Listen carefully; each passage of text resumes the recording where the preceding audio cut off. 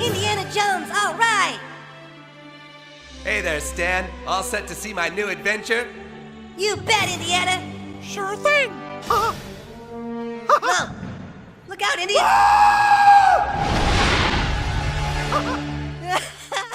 On July 4th, the #1 movie in America wasn't Indiana Jones. Disney spent $300 million resurrecting Harrison Ford and releasing the summer blockbuster.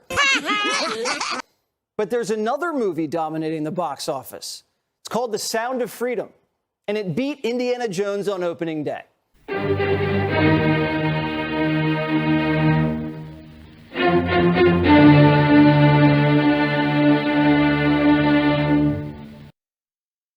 Well, hello, kiddies. It's your friendly neighborhood watchman here with you today to talk about the hydrogen bomb that is Indiana Jones and the Dial of Destiny, which many of us foresaw this stinker coming a mile away.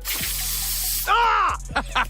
Yeah, you got that stick all up on you now. With the lying, bombastic figure of a director, James Mangold, it comes as no surprise to those that have been keeping tab on all the extracurricular activities surrounding this film, especially if you get on Twitter. So we have this article from Bounding Into Comics from the familiar John F. Trent with the heading Indiana Jones and the Dial of Destiny bombs at the box office. Only 9% of moviegoers heard it was good from friends and family. And speaking of the Twitter warrior himself, Mangold. According to the numbers, the film only grossed $60 million domestically in its 3-day opening weekend and another $70 million internationally for a global gross of $130 million. The film fell far short of box office projections. The numbers predicted the film would gross $73.8 million in its opening weekend. It also fell short of Box Office Pro's prediction of $70.3 million, albeit the outlet did note the prediction range for the film was between $60 million and $77 million. The film was also on the low end of Deadline's projections and fell short of its global projections. The outlet previously predicted the film would gross between $60 million and $65 million domestically, on its way to a $140 million global opening. Comparing the film to other Indiana Jones films, the movie failed to best the last film in the franchise, Indiana Jones and the Kingdom of the Crystal Skull. That film grossed $100.1 million in its opening weekend, on its way to $317.1 million domestically and $786.6 million globally. It was also way back in 2008. Damn. Even without adding the cost of inflation, it did a hell of a lot better than Dial of Destiny. Indiana Jones and the Last Crusade also beat Dial of Destiny when adjusting for inflation. Its $37 million opening back in 1989 translates to $90.8 million in 2023 dollars. I wish I was back in 1989 then. It's a lot cheaper. Temple of Doom's $25.3 million opening in 1984 also trounced Dial of Destiny. In 2023 dollars, that's a $74.1 million opening. As for why the film did so bad, it appears audiences did not like it despite an 88% audience score on Rotten Tomatoes, that divine cinema critiquing outlet, which calls into question the reliability of the Fandango-owned website. Deadline reports that a ComScore/Screen Engine post-track exit poll reveals that only 9% heard it was good from friends and family, who are now former friends and family, for having them waste money purchasing a ticket. But I digress. The movie cinema score also came in at a paltry B+. For comparison, Fast X also received a B+, and The Flash received a B. The film also has a mediocre 6.9 weighted rating on Internet Movie Database. Box office analyst OMB Reviews noted the box office haul is abysmal. This is awful. This is absolute doom for them. He then shared every Indiana Jones film, including the not-to-be-counted Crystal Skull, made over $1 billion when you adjust the numbers for inflation. Every single Indiana Jones film. This movie, at this point, will be lucky to get $400 million internationally, meaning not only would it be the worst performing Indiana Jones, bravo Mangold, but also it will be not just the biggest box office flop of the entire franchise, but possibly of the year, maybe even the past several years. Later in the video, OMB Reviews predicts the film will barely get to $400 million worldwide, following its opening weekend grosses. He then notes, even if it does get to $400 million, that would mean this film would still be around a $250+ million loss. That is how bad this movie is doing. However, he notes $400 million worldwide could be a best case scenario. If this film is only getting to, or barely getting to $200 million domestic by that weekend, that will mean a best case scenario would be $400 million. What do you make of Indiana Jones and the Dial of Destiny's opening weekend at the box office? That's what I would. In your face, Mango. Sucker. That's what I make of it. You have over here in Deadline, Indiana Jones, The Dial of Destiny, 82 million plus 5-day total. Not far from July 4th disaster, Superman Returns. So let's shimmy off to the comments section and see what the gang has to say. First up, from Harry Knuckles. Indiana Jones is a product of the 1930s. He was never intended to be seen as old, in the same way that theatergoers of that era wouldn't have wanted to see an ancient Flash Gordon or Buck Rogers. Crystal Skull pushed him into the late 50s, past his prime, and made for, I thought, an average film that should have been the last trip to the well.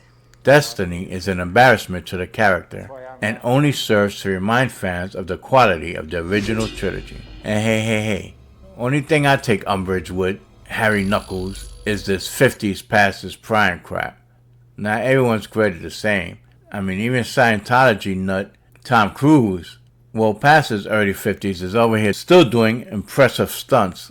But I'll digress. From SWF we have, the so-called critic sites like Rotten Tomatoes have cemented their status as official shill sites. That is a fact. They have been busted more than once, shilling for the film studios.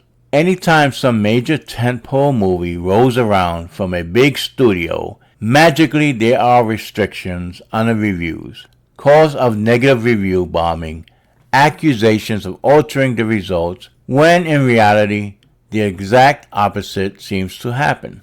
I defy you to find an equal proportion of people online who are reviewing this movie that will claim it was a decent movie in the same ratio as Rotten Tomatoes is reporting. It would be an impossibility, especially given the low turnout. Dang. Keeping it 100. From Dog 2, well deserved. The Indiana Jones trilogy belongs in a museum to be cherished for all time. Skull and Dial of Destiny deserve to be regulated to the dustbin of history, along with James Mangold. From Mr. 0303. They nuked the fridge even worse than actual fridge. From Sama we have, that's what happens when people already know that a character they love is going to be disrespected. If you hate straight white men, that is your problem. But most of the audience are not weirdos with mental problems who are going to spend their money to see another Jake Skywalker. They deserve it. Next time, don't invest in projects focused on attacking X group of people, but in fun adventures for everyone. Bravo, Sama. I agree 100%. And can you imagine, as bad as this film is, can you imagine how much worse it would have been if they hadn't changed the ending? It would have ended just as the rumors said they were going to end it, with Indiana Jones dying and Phoebe Waller-Bridge taking over the role. King hell, okay.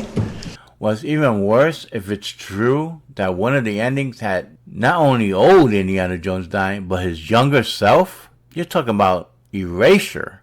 They didn't want to just kill Indy off. They wanted to erase him and have this female Indy replace him. And what?